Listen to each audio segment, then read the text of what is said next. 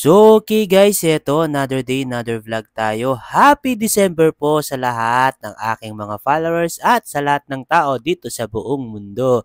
So, yon halos patapos na yung 2024. Daddy Jepoy nyo, same routine pa rin tayo every morning mga guys. At sino bang hindi makakamiss sa mga ginagawa ni Daddy Jepoy? Meron ba? For sure, wala naman. Wag kang ganong feeling, boy. So, yan guys, pansin nyo naman, di ba?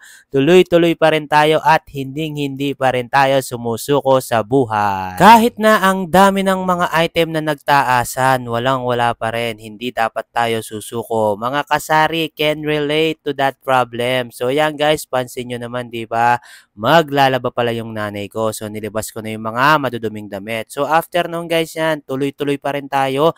Ayusin lang natin yung pangmalakasang soft drink. So yan, halos ilang araw ding hindi nakapag-vlog si Daddy Jepo nyo mga guys kasi nga nag-social media detox muna tayo. Ay nako, hindi pala guys, na basketball si Daddy Jepo nyo. Nung social media detox ka pa dyan boy. Huwag kang feeling boy. So after nung kape lang tayo guys, yan, relax lang. Manifesting yung mga plano ko next year.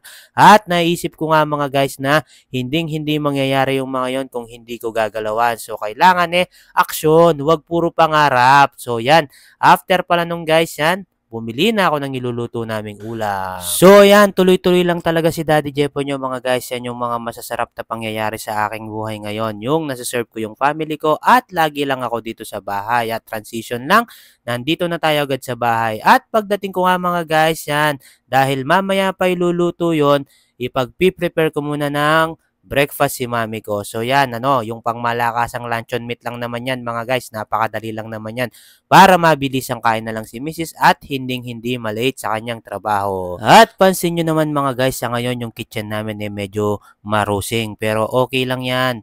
Yan ay isa sa mga minamanifest ko next year na mapaayos namin ni Mrs. So, kailangan talaga aksyon at sipag talaga para matupad yung ating mga pangarap. So, Daddy Jepo nyo, magdo-double grind talaga next year at ngayong December, grabe, wala na namang sarahan ng tindahan kasi nga mas malakas yung bentahan pag ganitong buwan. So, Daddy Jepo nyo, sobrang gilas para sa kanyang mga pangarap. Pero sana hindi ko mapag-iwanan talaga yung pag-vlog mga guys. At alam nyo ba na yung pag-vlog, kumukuha din talaga ng oras mga guys. Hindi rin talaga siya basta-basta. So, kung gusto mo talagang mag-vlog mga guys, make sure na gusto mo talaga siya. Hindi yung para kumita ka lang or para lang naman makasama ka sa trend. Grabe, hindi naman din talaga basta-basta yung pag-vlog mga guys. Kaya nga yung nag-vlog ako, na-appreciate ko talaga yung mga vlogger guys, talagang passion talaga nila at gustong-gusto nila yung ginagawa nila. At naaawa rin ako doon sa mga ibang vlogger na dahil ito nga yung kanilang nagiging source of income, talagang wala silang magawa kapag talagang kailangan na nila, pinopromote na nila yung hindi dapat talaga i-promote. Kaya talagang wala tayong magagawa mga guys. Kailangan i-respect na lang natin yung hustle nila kung pinapasok nila yung bagay na yon. Sana naman alam nyo kung ano yung sinasabi ko.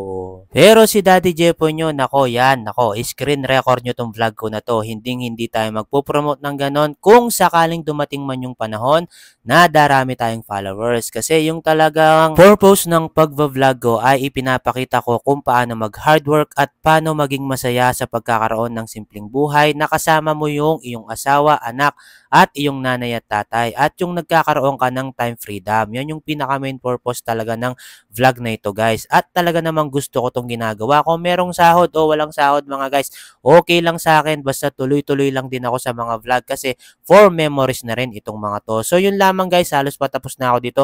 Meron pa mamaya. Ingat-ingat. Bye-bye. God bless you po.